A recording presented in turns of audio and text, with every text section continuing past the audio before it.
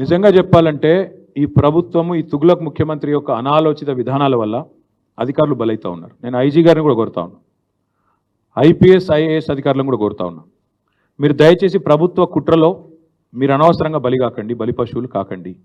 ఎందుకంటున్నా అంటే ఇది ఈరోజు జరిగింది కాదండి, 8-9 నెలల నుంచి కొడంగల్ అట్టుడుకుతున్నది. ఆ ప్రాంత రైతులు నిరసనలు చేస్తూనే ఉన్నారు. కొత్తగా జరిగింది కాదు, నిన్నమన్న జరిగింది కాదు. వీళ్ళ దుర్మార్గం, పిలిచి మాట్లాడలేని కుసంస్కారం. ప్రజాస్వామ్యంలో పిలిచి మాట్లాడారండి. మా ప్రభుత్వం ఉన్నప్పుడు కూడా భూసేకరణలో చాలా చోట్ల పంచాయతీలు వచ్చినాయి, పిలిచి మాట్లాడలేదు. మల్లన్న సాగర్లో, కొండపోచమ్మ సాగర్లో అక్కడ సమస్యలు వస్తే వెంటనే ముఖ్యమంత్రి గారు, ఆ జిల్లా మంత్రి గారు రైతుల దగ్గర పోయి పిలిచి మాట్లాడి ఒప్పించి మెప్పించి ఆ కలెక్టరు తనలాడి మొత్తానికి చేసినాం. కోర్టుకు పోతే కోర్టులో కూర్చొని కోర్టును సంజాయించి అక్కడ బెస్ట్ పరిహారం ఇచ్చి కడుపులో తలబెట్టి మీకు జరిగే లాభాన్ని వివరించి మొత్తానికి అల్టిమేట్గా ప్రాజెక్ట్ పూర్తి చేసినాం. అట్లుంటుంది. కానీ ప్రభుత్వం అంటే నువ్వు ఇస్తావా సస్తావా, తిరగబడరా? పిల్లిని కూడా రూమ్లో వేసి కొడితే మరల పడదా? 9 నెలల నుంచి ప్రభుత్వానికి టైం లేదండి. ముఖ్యమంత్రి గారు సొంత నియోజకవర్గంలో కలెక్టర్ గారికి టైం దొరకలేదు, తిరుపతి రెడ్డికి టైం లేదు, ముఖ్యమంత్రికి టైం లేదు. ఏం చేస్తున్నా అందరూ? రియల్ ఎస్టేట్ దందాల్లో బిజీగా ఉన్నారా? అందుకే అంటున్నా నేను, కుట్ర జరిగింది అంటే నిజంగా చెప్పాలంటే ఒక అడుగు ముందుకేసి చెప్తా ఉన్నా. మేము కూడా చూసినాం వీడియో నిన్న. నేను ఇంకొకటి అడుగుతా బ్రదర్, ఐజీ ఎట్లా మాట్లాడుతున్నా నాకు అర్థం కాదు. దాడి జరిగిందని కలెక్టర్ చెప్తుండే, దాడి జరగలేదు అంటుండు. కలెక్టర్ దాడి జరగలేదు అంటాడు, దాడి అనద్దానిలే, దాడి జరగలేదు అన్నాడు. నాకేం కాలేదు, దాడి జరగలేదు అన్నాడు ఆయన. మరి ఈయన దాడి జరిగిందని ఎట్లా చెప్తాడు? ఒక జిల్లా కలెక్టర్ ఏమో దాడి జరగలేదు అంటాడు, దాడి ఏం కాలేదంటాడు. ఈయన దాడి జరిగిందంటాడు. కుట్ర ఎక్కడిది అప్పుడు? ఇంకొక అడుగు ముందుకేసి చెప్తున్నాను నేను. మేము కూడా చూస్తున్నాం అసలు ఇది నిఘా వ్యవస్థ వైఫల్యం.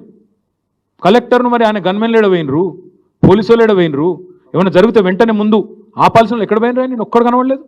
అంటే ఉద్దేశపూర్వకంగా ఆడ అశాంతిని రగిల్చి దాని పేరు మీద భూములు గుంజుకోవాలన్న చక్కర, దాని పేరు మీద బలవంతం చేసి వీళ్ళు మర్యాద ఇంటలేరని చెప్పి బెదిరించి గుంజుకునే చక్కర చూస్తుంటే అట్లే కనబడుతుంది కుట్ర. మరి ఇది మాకు ఇప్పుడు ఇంకోటి సురేష్ మా నాయకుడు, ఎస్. నరేందర్ రెడ్డి మా నాయకుడు, ఎస్. మరి సురేష్ భూమి పోతుంది, కొట్లాడా సురేష్? అడగద్దా? నోరు మూసుకొని కూర్చోవాలనా? తప్ప అది కూడా? సురేష్ నన్ను వచ్చి కలిస్తే తప్ప? వాళ్ళ పార్టీ వర్కింగ్ ప్రెసిడెంట్ నేను, నాకు కాకపోతే ఇంకొని చెప్పుకుంటాడు. వచ్చిండు చెప్పుకున్నాడు, ఆయన ఒక్కడు రాలే. 50-60 మంది రైతులు వచ్చిండ్రు. ఇక పెడతాడు ఐజీ గారు, మా మీద కేసు పెడితే పెట్టమని. నేను ఎందుకు వద్దంట? సురేష్ నన్ను వచ్చి కలిసిడే తప్పైతే నా మీద కూడా కేసు పెట్టమని. నేను ఎందుకు వద్దంట? పెట్టుకో.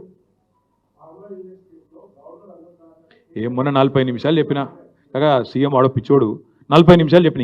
ఇంకెన్నిసార్లు చెప్పాలి నాకు అర్థం కాదు. 40 నిమిషాలు వివరంగా చెప్పిన, ఏం చేస్తావో చేసుకో అని చెప్పిన. ఇంకేం చెప్పాలి? ఎన్నిసార్లు చెప్పాలి? ఏం ఫార్ములా? మనకి తెలిసిన ఒకటే ఒక ఫార్ములా, రియల్ ఎస్టేట్ ఫార్ములా. అది తప్ప ఇంకేం ఫార్ములా తెలియదు. ఆ రియల్ ఎస్టేట్ ఫార్ములా, బ్యాగులు మోసే ఫార్ములా, ఈ ఫార్ములాలు తప్ప వేరే ఫార్ములాలు అర్థం కావు. అది ఫార్ములా అంటే తెలుసా ఆయనకి? ఏమన్నా ఏం తెలుసు? ఏం మాట్లాడతాడు? ఊకే ఒకటేనా? ఇక ఇంకోటి బ్రదర్, నేను ఇంకోటి యాద్ చేస్తున్నా మీకు. 11-12 నెలల్లో మీకు కూడా బోర్ కొట్టాలి. అరే ఓ రోజు కాళేశ్వరం స్కాము, ఓ రోజు ట్యాపింగ్ స్కాము, ఓ రోజు డ్రగ్స్ స్కాము, ఓ రోజు ఇంకో స్కామ్. ఇవేనా ఊకే కథలిగా? రైతులేంది, వాళ్ళ కోసేంది, భూములు గుంజుకునుడేంది, రైతు బంధు ఎగ్గొట్టుడేంది, తులం బంగారం ఏడవాయే, 6 గ్యారెంటీలు ఏడదొచ్చినాయి. దీని గురించి అడుగులు లేదా మీడియా కూడా? మేము తేరగా దొరికినా మమ్మల్ని అడుగుతారు, వాళ్ళు ఎందుకు అడుగుతలేరు? మీరు ఎవరు బ్రదర్? ఓకే, మేము అగ్రెసివ్ పోతలో నువ్వు అంటున్నావు, ఎక్కువ తక్కువ మాట్లాడుతున్నావు వాళ్ళు అంటారు. మరి మేమేం చేయాలి? కేసులు పెట్టవాటి మేము అగ్రెసివ్ బ్రదర్. మీరు పొమ్మంటే ఇంతకంటే ఎక్కువ అగ్రెసివ్ పోతాం, కానీ మీకు కొద్దిగా మా మీద నిరుత్సాహం ఉన్నట్టుంది, ఇంకా అగ్రెసివ్ పోతాం. తొందరపడదు. ఓకే ఓకే, డెఫినెట్గా మా పార్టీ తరఫున లగిచెర్ల పోతాము, తప్పకుండా రైతులకు అండగా నిలబడతాము. నిన్న మా నాయకులు మధుసూనాచారి గారు, శ్రీనివాస్ గౌడ్ గారు, మా పట్నం నరేందర్ రెడ్డి, అవినాష్ రెడ్డి గారు, వీళ్ళందరూ పోతే, మా ఎమ్మెల్సీలు నవీన్ కుమార్ రెడ్డి గారు అందరూ పోతే అరెస్ట్ చేశారు. తప్పకుండా పోతాం. ఆ లగిచెర్ల రైతులకు మేము అండగా ఫిజికల్గా నిలబడతాం, ప్రత్యక్షంగా ఉంటాం. వాళ్ళు న్యాయస్థానాల్లో కూడా వాళ్ళకి న్యాయం జరిగేదాకా కొట్లాడతాం. అది కూడా చెప్తున్నాను. ఇలా ఒకటి మాత్రం పక్క, పీడిత వర్గాల పక్షాన, ఎవరైతే అణగారిన వర్గాలు ఉన్నారో వాళ్ళ పక్షాన మేము నిలబడతాం. అక్కడ ఉన్నదంతా గిరిజన రైతులు, వాళ్ళ భూములు పోతున్నాయని మొత్తుకుంటుందంతా ఇవాళ లంబాడ రైతులు, వాళ్ళ కండగా మేము ఖచ్చితంగా నిలబడతాం. నేను చూసిన LHPS వాళ్ళు కూడా స్టేట్మెంట్ ఇచ్చారు, నేను స్వాగతిస్తున్నా. లంబాడ హక్కుల పోరాట సమితి నాయకులు కూడా స్టేట్మెంట్ ఇచ్చారు, నేను వెల్కమ్ చెప్తున్నా. వాళ్ళకు కూడా నేను తప్పకుండా వాళ్ళని కూడా కలుస్తా, వాళ్ళతో కూడా మాట్లాడతా, వాళ్ళకి అండగా నిలబడతా, మా పార్టీ నిలబడతా. ఇంకొక మాట మీరు ఒకటి చూడండి దయచేసి, ఇది ఒకటి చాలా ఇంపార్టెంట్ పాయింట్ మా వెంకటేష్ గారు గుర్తు చేస్తున్నారు. ఒక రైతుని నేను ఇంటర్వ్యూ ఇచ్చిండు అక్కడ.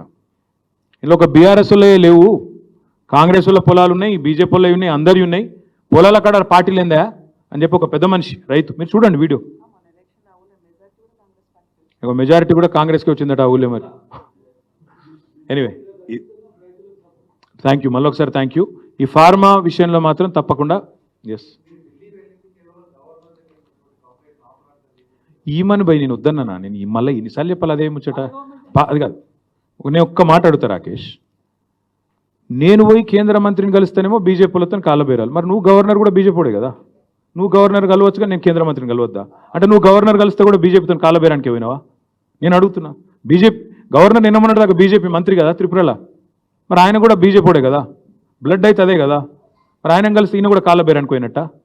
అయ్యా అదానీని కాళ్ళు ఎందుకు మొక్కిరు చెప్పుర్రి, అదానీ కాళ్ళు మొక్కి మీరు ఈడీ రైడ్ల సంగతి ఏందో చెప్పు. అది చెప్పు భయ్, నా మీద ఏ ఎంక్వైరీ చేస్తావు వేసుకో.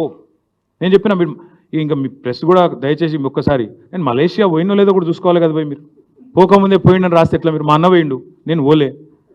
అరే ఆయన పోతే నన్ను కన్ఫ్యూజ్ అయితే ఎట్లా? ఇట్లా ఆయన గడ్డ ముందు నాకు లేదు, అది కూడా చూడరా మీరు ఆఖరికి. నేను పారిపోయినాను రాస్తారు, ఎందుకు పారిపోతా పోయి నాకు అర్థం కాదు. ఢిల్లీకి పోతే నేను ఎందుకు పోయినా? అమృత్లో రేవంత్ రెడ్డి బామ్మర్ది భాగవతం చెప్తేందుకు పోయినా, అది కూడా తప్పేనా? పక్క బామ్మర్దుల భాగవతాలు, అల్లుళ్ళ భాగవతాలు, రేవంత్ రెడ్డి గారి అన్నదమ్ముల భాగవతాలు, కొండల్ రెడ్డి, తిరుపతి రెడ్డి, జగదీష్ రెడ్డి, అనుముల కుటుంబం యొక్క కుంభకోణాలు, గొలుగూరి కుటుంబం కుంభకోణాలు, ఇవన్నీ బయట పెడతానే ఉంటాం. మీరు రాస్తూనే ఉండరు దయచేసి, మీరు రాసుడు బంద్ చేయకూరి. Thank you.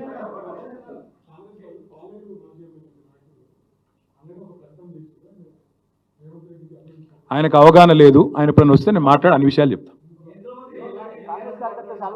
ఏమంటారు?